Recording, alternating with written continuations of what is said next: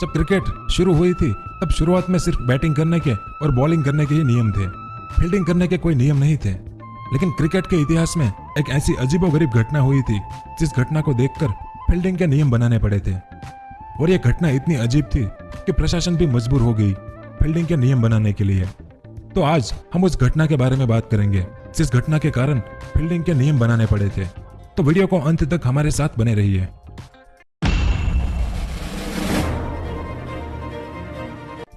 साल 1979 और दिन था 28 नवंबर का। इंग्लैंड और वेस्ट इंडीज के बीच उनकी सीरीज का दूसरा मैच चल रहा था। यह मैच सिडनी के मैदान पर खेला जा रहा था, जिसमें इंग्लैंड ने पहले बैटिंग करते हुए 211 रन बनाए थे। लेकिन मैच के दौरान ही बीच में बारिश आ गई तो टारगेट को बदल दिया गया और वेस्ट इंडीज को 46 ओवर में 199 रनों का टारगेट दिया गया। वो मैच करीब करीब खत्म ही होने वाला था, जिसमें वेस्ट इंडीज को जीतने के लिए आखिरी ओवर में 10 रन चाहिए थे। आखिरी ओवर में इंग्लैंड की ओर से गेंदबाजी इयान बोथम कर रहे थे, जिसमें उन्होंने पहली 5 गेंदों पर 7 रन दे दिए थे।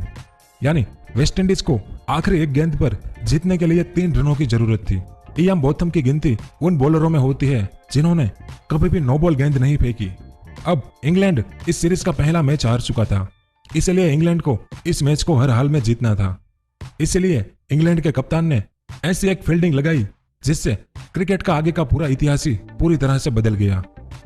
इंग्लैंड के कप्तान माइक ने चौका रोकने के लिए टीम के विकेट कीपर सहित सभी 10 खिलाड़ियों को बाउंड्री पर लगा दिया। इस हालत में वेस्ट इंडीज या तो दौड़कर 3 रन ले सकता था या फिर छक्का लगाकर मैच जीत सकता था। लेकिन इस अजीब तरह की फील्डिंग के कारण वेस्ट इंडीज यह मैच 2 रनों से हार गया। वैसे इंग्लैंड के कप्तान द्वारा लगाई गई इस तरह की फील्डिंग उस समय के नियमों का उल्लंघन नहीं था, क्योंकि उस समय यह तय नहीं था कि कितने खिलाड़ी बाउंड्री पर लगाए जा सकते हैं और कितने 30 गज के दायरे के अंदर रहेंगे।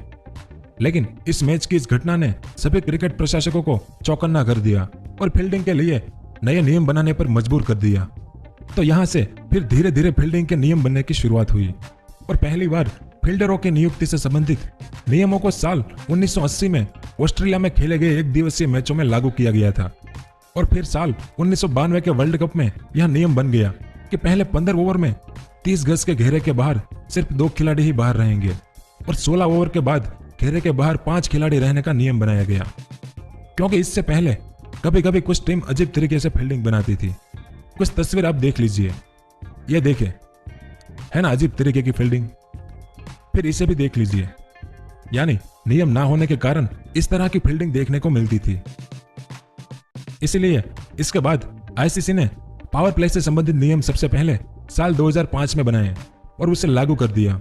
इसमें आईसीसी ने मैच में कुल 3 पावर प्ले को लागू किया और पावर प्ले को 20 ओवरों का बना दिया गया। लेकिन एक साथ 20 ओवर नहीं, अलग अलग समय पर 3 पावर प्ले, जिसके बारे में आप सब जानते हैं कि पहले 10 ओवर का पहला पावर प्ले जिसमें 30 गज के दायरे के बाहर सिर्फ 2 खिलाड़ी ही रह सकते हैं। फिर 40 ओवर तक बैटिंग पावर प्ले जो 5 ओवर का होता है और फिर तीसरा बॉलिंग पावर प्ले जो 5 ओवर का होता है। लेकिन आज वर्तमान में अब नए नियम लागू कर दिए गए हैं जिसके बारे में आप सब जानते ही होंगे, तो हम उस बारे में बात नहीं करेंगे। लेकिन T20 मैच में केवल एक ही पावर प्ले होता है जो कि पहले 6 ओवर का होता है। इन 6 ओवर में 30 गज के दायरे के बाहर सिर्फ 2 खिलाड़ी ही रह सकते हैं। बाकी के ओवर के दौरान 5 खिलाड़ी 30 गज के दायरे के बाहर रह सकते हैं।